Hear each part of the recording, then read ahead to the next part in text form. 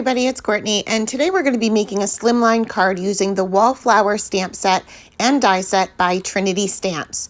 So I'm going to start off with my background here, and I have a large piece of watercolor paper, taking some shimmer powder by Tonic, and I'm just very lightly sprinkling that on. And this is just a powder. It's a very fine powder, so it's sometimes easy to add too much.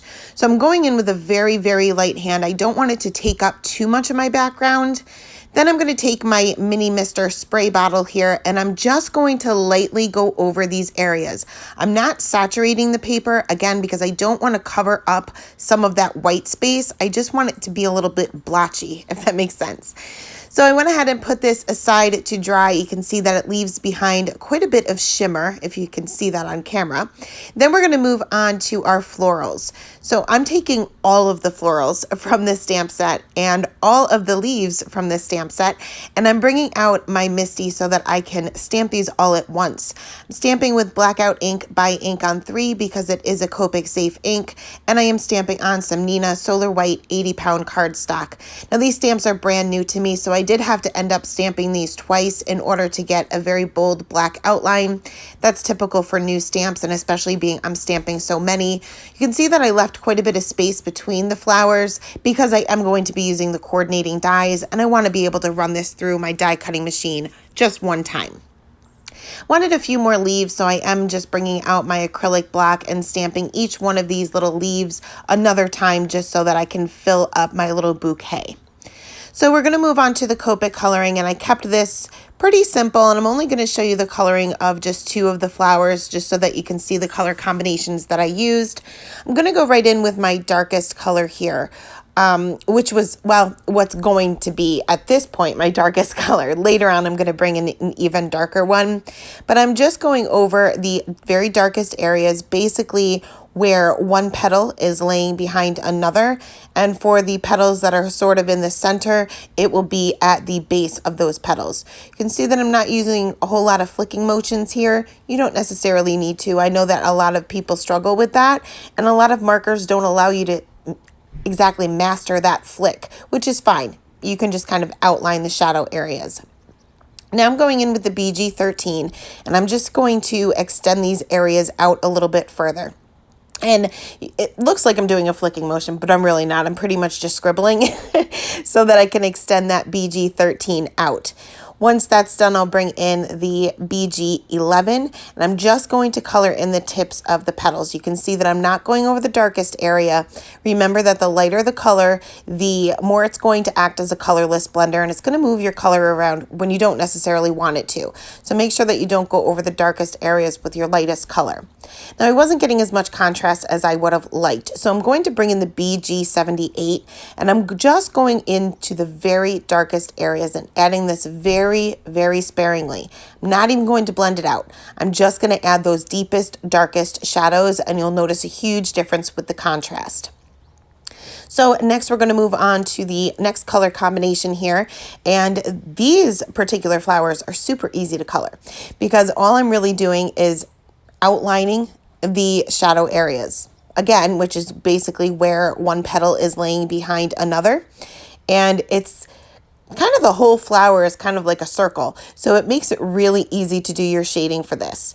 Now my darkest color here is the BG75, and you can see that I'm just using the tip of my marker. In order to get into those little tiny areas, you'll just want to make sure that your marker is almost straight up and down, and that's how I can get into those tiny spots. You can see that my marker, it's hard to see what I'm doing because I have my marker in the way. Next, I'm going in with the BG45, and I'm just going to extend these areas out. Again, just using that straight line or that outline. And you'll notice that the combinations that I'm using for both of these flowers, or I should say all of these flowers, are very similar, but they're just far enough away where I can put these flowers next to one another and they're not going to look like the same exact color. So I'm going to finish off with the B01, which is a different color family, but it will blend nicely with these colors. And again, I just wasn't getting that contrast that I was looking for. I think the B1 was just a little bit too dark, but instead of going back in with my darkest color, this time I'm going back in with my mid-tone color, which is that BG45, and I'm just going to deepen up the the mid-tone area. And this will just make the highlight area look even lighter than it actually is. And you'll see that that will really boost up your contrast as well. So next we're going to move on to the leaves, and I'm going to use a YG combination. I think this is my favorite YG combination, and actually my darkest color is a G17. So again, a different color family, but it will still go well. So for these two leaves here, I'm adding a little bit of shading to the top and the bottom, and also adding a shadow on the one leaf where it's kind of tucked behind the other. Just going to blend those areas out with the YG06, YG03, and then finish off with the YG01 for that highlight area. Now for this single leaf, it's kind of folded over on itself. So I'm going to add that shading to the top and bottom again, but I'm also going to add a shadow where it's folded over. And that will just give the illusion that that folded over part is just a little bit higher up than the rest of the leaf. For the little sprig, I guess you could call it, of leaves, I just added shading to the base of each of those leaves. Very, very simple. So once all of my coloring was done, I went ahead and lined up the coordinating dies, stuck them down with some Post-it note tape before running that through my Gemini, because my hope was that they wouldn't move around while going through my Gemini.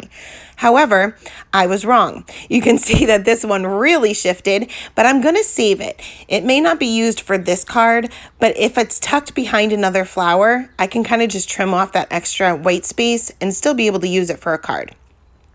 So we're going to bring back out the background now that it's had time to dry, and I'm bringing out the Slimline stitched background panel, and I am again using some Post-it note tape to adhere this down to my background. And you can see that I used a big enough piece of paper where I can get two backgrounds out of this.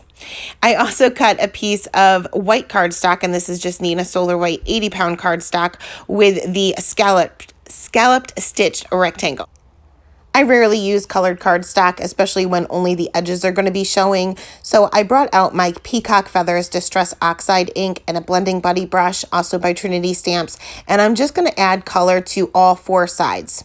And this will give the illusion that I used colored cardstock, and colored cardstock that actually matches the rest of my card, when in all actuality, I just am using white. And I do this often, because I don't want to invest in a whole bunch of colored cardstock when I can just color it myself. So we're going to kind of adhere everything together now. I went ahead and layered that scalloped border or scalloped panel there flat down onto my card base with my Tombow Mono Multi Glue. I prefer to use wet glue for most things because I have a hard time lining things up the first time around. And I hope I'm not alone. And for my watercolor piece here, I wanted this to be popped up onto my panel. So I am lining the back of this with some foam tape. You can certainly use fun foam if you prefer. I just didn't have any close by, so I just grabbed my foam tape. And just keep in mind that you want to make sure that this is centered before laying it down onto the other panel, because once it's down and you probably won't be able to shift it around too much. So I kind of had to stand up, make sure that everything was lined up before adhering that down. The stitching really does help line things up. So finally, we are going to go ahead and add our flowers. And this is going to be a vertical card, which I don't normally do with Slimline cards, but I figured why not change it up. So I'm going to take the flowers and take the leaves, and before I adhere anything down at all, I like to get an idea of how they will be situated on my card first. And you don't have to do this. Some people just have an eye for it. I'm not one of those people, so I have to kind of plan these things out before I do it. And now if this was stamping and masking, I'd be fine. But for some reason, I struggle with actually putting pieces together. So once I had the flowers placed kind of the way I wanted them, then I can kind of tuck in some of these leaves to kind of break things up. And you can see that there is definitely a color difference between the flowers, but it is very subtle. So these leaves will really break that up. Plus there is some green, or kind of like a yellow green, in the background in that shimmer powder. So once I'm happy with the placement, I can kind of keep that placement by just lifting up the corners of some of the leaves, especially the leaves, because those will be the areas that will be the flattest. So I'm just gonna lift up the corner and add just a dot of glue so that they don't shift around. I'm gonna add more later just to make sure that they're a little bit more stable, but this way they are where they are, and then I can kind of build around them. So once I got those 3 down, then I can kind of start removing my flowers to basically put them all back. 2 of my flowers will be glued down flat, and then 2 of them will be popped up with some foam tape. So I am adding the ones with wet glue first, and this one will be on the top and the kind of towards the bottom, I guess. But I am using my placement off to the side. So you can see that I still have my flowers in the same arrangement off to the side so that I don't forget what they were. You can also take a picture with your phone or whatever and refer back to it if needed. So when I add the foam tape to these 2 single flowers, I like to leave a little bit of space. So I'm not covering up the entire back of the flower with foam tape. I'm just kind of adding a strip right there in the center. That way I can tuck things underneath it if I want to, because I know that there's still leaves that I have to add, and this will give me space to tuck them underneath the flowers without the foam tape getting in the way.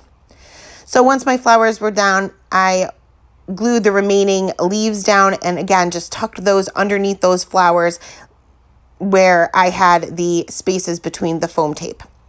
So for my sentiment, I am going to use the sentiment from the same stamp set, and I was originally going to use the coordinating die. So part of the die set is a die for the 2 sentiments that are part of the stamp set. So I stamped this out with the peacock feathers and realized that I had left way too much space on my Slimline card. I'm not used to having this much space to work with, that the sentiment would have gotten lost. So I ultimately decided just to create a sentiment strip.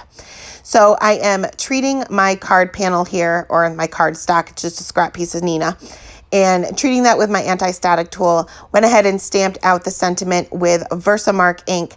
Then I'm sprinkling on some clear embossing powder. And the reason why I'm using clear is because my clear is the ultra fine detail and my white is not. And this is a pretty detailed sentiment. I heat set that, and because it's clear, the white paper is going to show through. So it's almost like we're using white. I'm going to bring back out that peacock feathers, and I'm just going to do ink blending over that to, again, make it look as if I used the turquoise color cardstock, which again, I did not. You do want to make sure that you get off any ink that may be sitting on top of that embossing powder, and then you'll see that white really show through. So I trim this down into a pretty skinny strip, just a little bit larger than the sentiment itself. And then I will pop this up with some foam tape towards the bottom of my card panel. Last, I finished off with some embellishments, because if you guys know Trinity stamps, you know that Trinity has the best embellishments ever, and these look like diamonds. They are absolutely beautiful. So I'm going to use the Ranger Multimedia Matte glue, and I was going to place my little gems on my card first, but just decided to add the drops of glue. It must have been a little bit clogged and I didn't know it, and I have a big mess. So after staring at it for a couple of seconds, I just wiped it up with my finger. You try to wipe it up with like a paper towel. You might leave some fibers behind from that paper towel. So as messy as it is, sometimes it's best just to use your hands. So once I did get that cleaned up, and this will dry clear so nobody will ever know that it's there, I can go ahead and add my embellishments kind of all around the card. I couldn't get enough of these. They are so, so pretty. It's kind of hard to see on camera because they are clear, but they are so shiny. They are just like diamonds. So pretty. So to add a little bit even more shimmer, I'm going to take a Nuvo Aqua Shimmer pen just to add some shimmer to the flowers themselves. And that is it. That is the card for today. Thanks guys so much for stopping by. I will leave all of the supplies listed in the description box. If you are interested, just click that YouTube logo and it will bring you right to the description box of the video. Thanks guys. Bye.